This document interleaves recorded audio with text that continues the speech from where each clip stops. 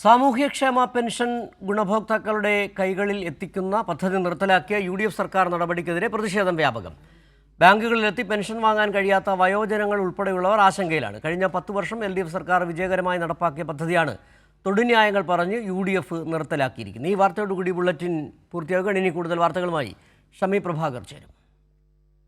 2016-ൽ എൽ.ഡി.എഫ് സർക്കാർ അധികാരത്തിലേറി 3 മാസത്തിനകം കൈക്കൊണ്ട സുപ്രധാന തീരുമാനമാണ് സാമൂഹിക ക്ഷേമ പെൻഷനുകൾ ഗുണഭോക്താക്കളുടെ കൈകളിലേക്ക് എത്തിക്കുക എന്നത്.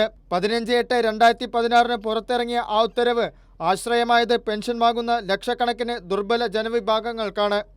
എന്നാൽ 10 വർഷത്തിനു ശേഷം എൽ.ഡി.എഫ് സർക്കാർ അധികാരമൊഴിഞ്ഞതിന് പിന്നാലെ യു.ഡി.എഫ് സർക്കാർ തീരുമാനം പിൻവലിക്കുകയാണ്. പിന്നാലെ ഇനി എന്തു ചെയ്യുമെന്ന ആശങ്കയിലാണ് രോഗികൾ ഉൾപ്പെടെയുള്ള പെൻഷൻ ഗുണഭോക്താക്കൾ. എനിക്ക് ഇറങ്ങിക്കയറി ചെന്ന് പെൻഷൻ വാങ്ങിക്കാനുള്ള കഴിവില്ല. എനിക്ക് വീട്ടിൽ കൊണ്ട് തന്ന വളരെ ഉപകാരമായി. ഞാൻ മരിക്കുന്നവരെ 10 വർഷം കൊണ്ട് ബാങ്കിൽ ചെന്ന് തന്നെ വാങ്ങിച്ച 10 വർഷത്തേക്ക് മുമ്പേ. അതിന് ശേഷം വീട്ടിൽ കൊണ്ട് തരണം. ഇപ്പോൾ ഒട്ടും വയ്യ, ഒരിടത്തും പോകാനും വയ്യ, ഇറങ്ങാനും വയ്യ, ഒന്നും വയ്യ.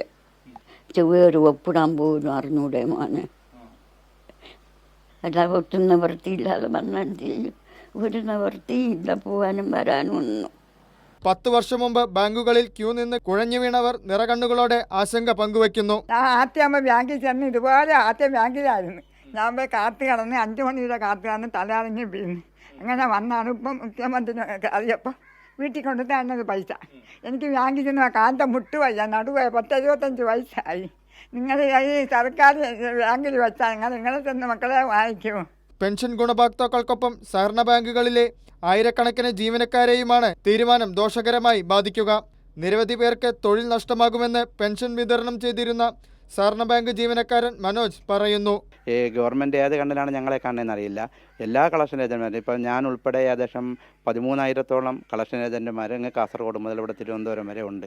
ഇതെല്ലാം കളക്ഷൻ ഏജന്റുമാരാണ്. ഇവരിൽ ഒരു ബഹുഭൂരിപക്ഷവും ഇപ്പം തൊഴിൽ നഷ്ടപ്പെടുന്ന സാഹചര്യത്തിലാണ്.